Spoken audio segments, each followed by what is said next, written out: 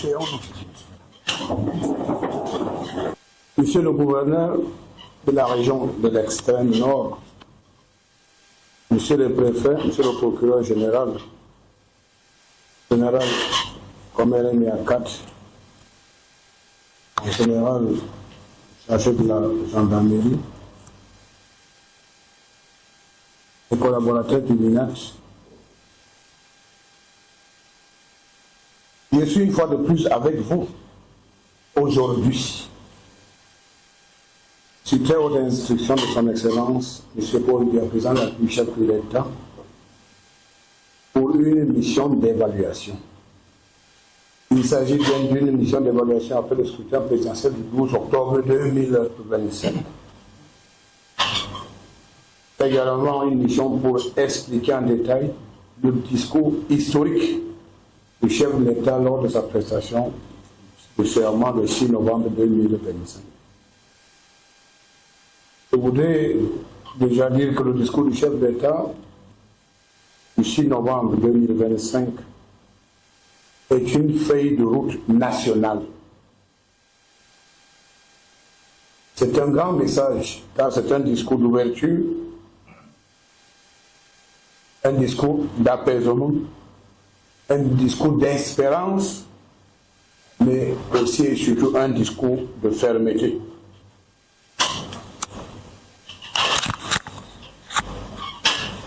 Dans ce discours, le chef d'État appelle la nation à tracer une feuille de route.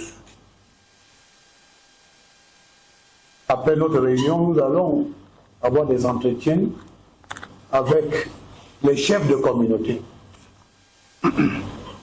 les députés, les sénateurs, les maires, les chefs traditionnels, les imams, les chefs religieux, chrétiens et musulmans. Parce que, après le scrutin présidentiel, il y a eu beaucoup de manipulations et beaucoup de mensonges. Il est question maintenant de balayer ces mensonges et de situer la vérité. Je tiens une fois de plus devant les trois généraux ici présents, une fois de plus, de réitérer le message de félicitations et d'encouragement du chef de l'État à l'endroit des forces de défense et de sécurité qui ont travaillé sur l'encadrement des autorités administratives. Les forces de défense et de sécurité ont fait preuve de beaucoup de retenue, beaucoup de professionnalisme, malgré les provocations et les actes de vandalisme perpétrés par des hommes politiques irresponsables qui ont poussé des jeunes enfants. Il faut le dire, parmi les manifestants, on a interpellé plus de 300 qui étaient des jeunes âgés de 12, 13, 14, 16 ans, mais qui agissaient sur le coup des drogues et des stupéfiants. Mais, puisque nous avons une armée républicaine, une armée professionnelle, les forces de défense et de sécurité ont su maintenir l'ordre et la paix, vraiment sans céder à la provocation des ennemis de la République. Voilà pourquoi le chef de l'État, lors de son discours, a tenu à féliciter et à encourager les forces de défense et de sécurité qui ont travaillé sur l'encadrement des autorités administratives. Au-delà de dire, le désordre ne profite à personne. Je suis de la région du Nord-Ouest. Nous avons deux généraux ici qui connaissent la région du Nord-Ouest. Quand la région était une région de paix, et quand les ennemis de la République ont commencé le désordre. Bien évidemment, la situation de ces régions sont sous contrôle, mais il y a eu beaucoup de dégâts. Donc il ne faut jamais, jamais accepter que le désordre commence chez vous. Les parents doivent sensibiliser les enfants. Et c'est à ce titre que nous allons rencontrer les chefs traditionnels les maires, les parents, les députés, parce qu'ils doivent parler aux enfants.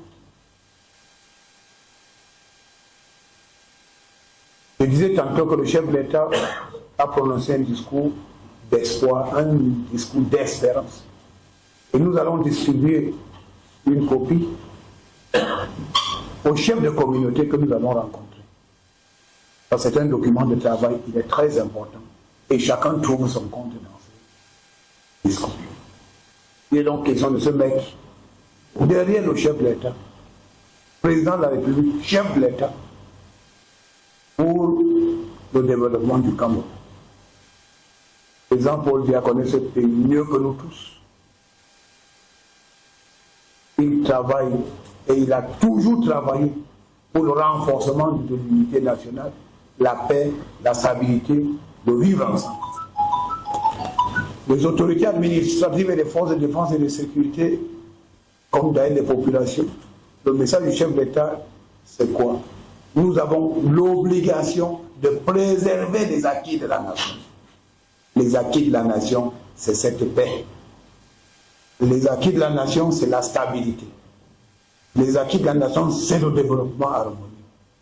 Les acquis de la nation, c'est le vivre ensemble.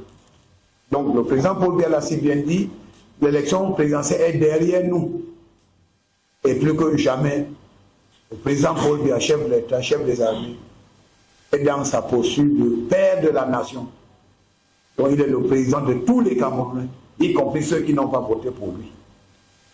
Voilà pourquoi il a fait un grand discours, un discours historique, un discours d'ouverture, où chacun se retrouve dedans. Bien évidemment, les jeunes, les femmes occupent une place de choix. Le chef de l'État a bien compris les préoccupations des Camerounais. Je puis vous dire de manière rassurante que le chef de l'État sait à quel moment prendra des décisions idoines pour